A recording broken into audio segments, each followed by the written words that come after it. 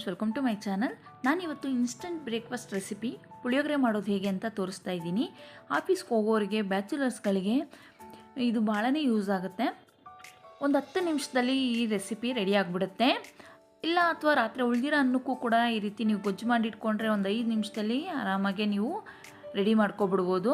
ಹಾಗಾದರೆ ಇವಾಗ ಹೇಗೆ ಮಾಡೋದು ಅಂತ ನೋಡೋಣ ಬನ್ನಿ. ಮೊದಲಿಗೆ ಒಂದು ಕಡಾಯಿನ ಇಟ್ಕೊಂಡಿದ್ದೀನಿ. ಕಡಾಯಿಗೆ ಒಂದು 3 ರಿಂದ 4 ಸ್ಪೂನಷ್ಟು ಎಣ್ಣೆನ ಹಾಕ್ಕೋತಾ ಇದ್ದೀನಿ. ಇವಾಗ ಎಣ್ಣೆ ಕಾದಿದ ನಂತರ ಸ್ವಲ್ಪ ಸಾಸಿವೆನ ಹಾಕ್ಕೋತಾ ಇದ್ದೀನಿ ಮತ್ತು ಸ್ವಲ್ಪ ಜೀರಿಗೆನ ಸೇರಿಸ್ಕೊತಾ ಇದ್ದೀನಿ. ಒಂದು ಕಾಲು ಸ್ಪೂನಷ್ಟು ಹಾಕ್ಕೊಂಡಿದ್ದೀನಿ. ಇವಾಗ ಸಾಸಿವೆ ಜೀರಿಗೆ ಚೆನ್ನಾಗಿ ಸಿಡಿದಿದ ನಂತರ ನಾವು ನೆಕ್ಸ್ಟ್ ಇವಾಗ ಕಡಲೆ ಬೀಜನ ಹಾಕ್ಕೋತಾ ಇದ್ದೀನಿ. 2 ಸ್ಪೂನಷ್ಟು ಕಡಲೆ ಬೀಜನ ಯೂಸ್ ಮಾಡ್ತಾ ಇದ್ದೀನಿ.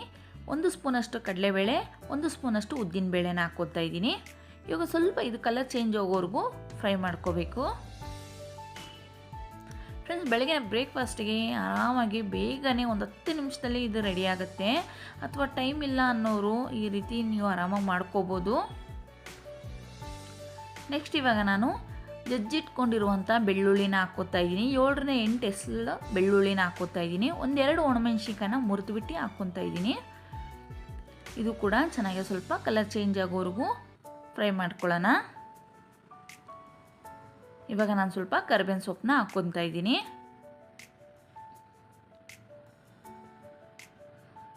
ನೆಕ್ಸ್ಟ್ ಇವಾಗ 1 ನಿಂಬೆಹಣ್ಣು ಗಾತ್ರದಷ್ಟು ಹುಣಸೆಹಣ್ಣ ನಾನು ನೆನೆಸಿಟ್ಕೊಂಡಿದ್ದೀನಿ. ಅದನ್ನು ರಸನ ಇವಾಗ ಹಾಕ್ಕೊತಾ ಇದ್ದೀನಿ.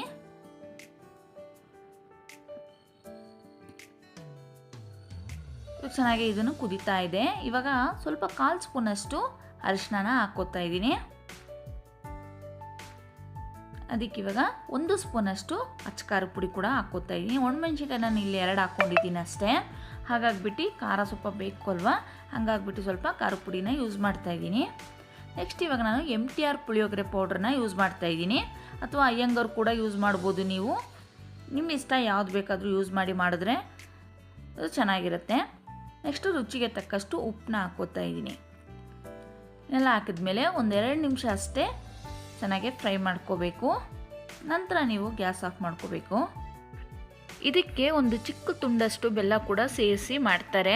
ನಮ್ಮನೇಲಿ ಬೆಲ್ಲನ ಹಾಕಿದ್ರೆ ಇಷ್ಟಪಡೋದಿಲ್ಲ. ಹಾಗಾಗಿಬಿಟ್ಟು ನಾನಿಲ್ಲಿ ಬೆಲ್ಲನ ಸ್ಕಿಪ್ ಮಾಡಿದ್ದೀನಿ.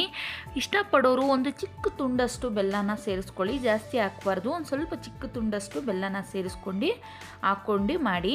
ಅದು ಕೂಡ ಇಷ್ಟ ಆಗುತ್ತೆ. ಕೆಲವ್ರಿಗೆ ಇಷ್ಟ ಆಗುತ್ತೆ, ಕೆಲವ್ರಿಗೆ ಇಷ್ಟ ಆಗೋದಿಲ್ಲ. ನಮಗೆ ಇಷ್ಟ ಆಗಲ್ಲ, ಅದಕ್ಕೋಸ್ಕರ ನಾನಿಲ್ಲಿ ಅದನ್ನು ಸ್ಕಿಪ್ ಮಾಡಿದ್ದೀನಿ. ಇಷ್ಟಪಡೋರು ದಯವಿಟ್ಟು ಹಾಕ್ಕೊಂಡು ಮಾಡಿ. ನೆಕ್ಸ್ಟ್ ಇವಾಗ ನಾನು 1 ಬೌಲಷ್ಟು ರೈಸ್ನ ಹಾಕ್ಕೊಂಡಿದ್ದೀನಿ. ನೀವು ನೋಡ್ಬೋದು. ಇವಾಗ ಚೆನ್ನಾಗಿ ಮಿಕ್ಸ್ ಮಾಡ್ಕೋತಾ ಇದ್ದೀನಿ. ಒಂದು 10 ರೂಪಾಯಿ ಪುಳಿಯೋಗರೆ ಪ್ಯಾಕೆಟಲ್ಲಿ ನೀವು ಆರಾಮಾಗಿ 2 ರಿಂದ 3 ಜನಕ್ಕೆ ನೀವು ಆರಾಮಾಗಿ ಮಾಡ್ಕೋಬೋದು.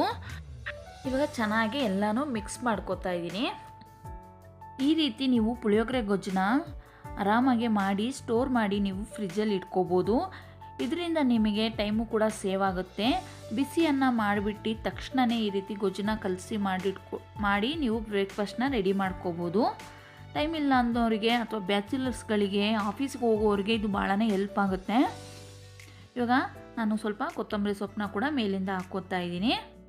ಇವಾಗ ಚೆನ್ನಾಗಿ ಒಂದ್ಸರಿ ಎಲ್ಲನೂ ಮಿಕ್ಸ್ ಮಾಡ್ಕೋತಾ ಇದ್ದೀನಿ. ನೋಡಿದ್ರಲ್ಲ ಫ್ರೆಂಡ್ಸ್, ಎಷ್ಟು ಈಸಿಯಾಗಿ ನೀವು ಪುಳಿಯೋಗರೆನ ಮಾಡ್ಕೋಬೋದು ಅಂತ. ಈ ವಿಡಿಯೋ ಇಷ್ಟ ಆಗಿದ್ರೆ ದಯವಿಟ್ಟು ಲೈಕ್ ಮಾಡೋದನ್ನು ಕೂಡ ಮರಿಬೇಡಿ. ಹಾಗೆ ಯಾರೆಲ್ಲ ನನ್ನ ಚಾನಲ್ನ ಸಬ್ಸ್ಕ್ರೈಬ್ ಮಾಡದೆ ನೋಡ್ತಾ ಇದ್ದರೆ ದಯವಿಟ್ಟು ಸಬ್ಸ್ಕ್ರೈಬ್ ಮಾಡ್ಕೊಂಡು ನೋಡಿ, ಸಪೋರ್ಟ್ ಮಾಡಿ ಅಂತ ಕೇಳ್ಕೊತಾ ಇದ್ದೀನಿ. ಹಾಗೆ ನಿಮ್ಮ ಫ್ಯಾಮಿಲಿ ಫ್ರೆಂಡ್ ಜೊತೆ ಕೂಡ ಈ ವಿಡಿಯೋನ ಶೇರ್ ಮಾಡ್ಕೊಳ್ಳಿ. ನೆಕ್ಸ್ಟ್ ಒಂದು ಒಳ್ಳೆ ವಿಡಿಯೋ ಜೊತೆ ನಿಮ್ಮ ಮುಂದೆ ಸಿಗ್ತೀನಿ. ಅಲ್ಲಿವರೆಗೂ ಟೇಕ್ ಕೇರ್, ಬಾಯ್.